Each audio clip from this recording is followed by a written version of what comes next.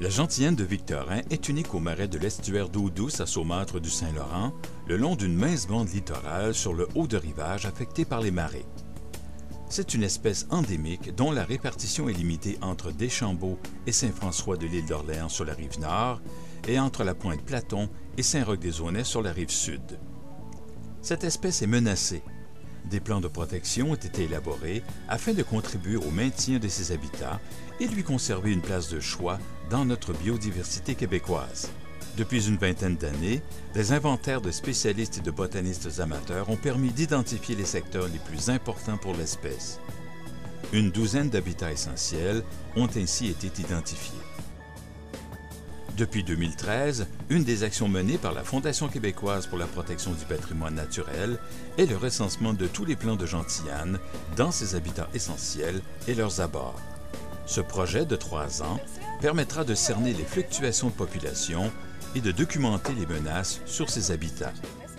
La Fondation souhaite impliquer les résidents des secteurs inventoriés qui, par plaisir et contribution citoyenne à la préservation du patrimoine naturel, se rendront disponibles lors des périodes de floraison de la gentillane, de la mi-juillet à la fin août, pour les 2 prochaines années.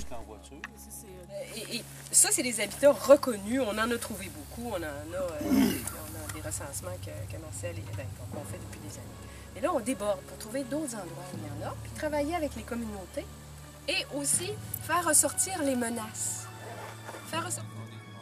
Lors de la journée d'inventaire, après la mise en contexte, une petite formation est offerte aux participants pour qu'ils se familiarisent avec la plante.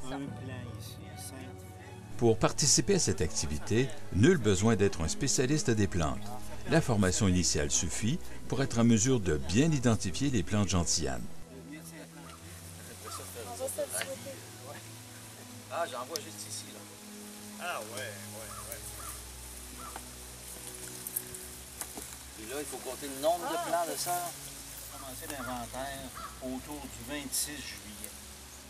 Les seuls prérequis sont la forme physique pour une petite randonnée sur le littoral, l'intérêt pour la flore, le désir de contribuer à un travail collectif de soutien à la sauvegarde d'habitats uniques à l'échelle mondiale et la disponibilité lors de la période d'inventaire. Après la formation, les bénévoles débutent leur inspection du littoral du fleuve dans une portion où les accès ont été bien identifiés. Accompagnons une de ces équipes dans un inventaire aux abords du fleuve à Neuville. Après s'être entendu sur la manière de procéder, on amorce l'inventaire. La partie supérieure du littoral est passée au peigne fin. Une attention particulière est portée aux habitats propices, tels le pourtour de secteurs abritant des plantes herbacées. On doit dénombrer tous les plants de gentillane rencontrés et noter leur position exacte sur une fiche d'inventaire. Comme l'inventaire se fait à marée basse, on peut aussi examiner les petits hauts-fonds qui peuvent offrir à la gentillane les mêmes conditions de croissance que le haut du rivage. On doit aussi identifier les menaces réelles et potentielles qui pèsent sur l'établissement, le maintien et la dispersion de la plante. On en profite enfin pour sensibiliser les riverains et les usagers du fleuve à la valeur de cette plante unique.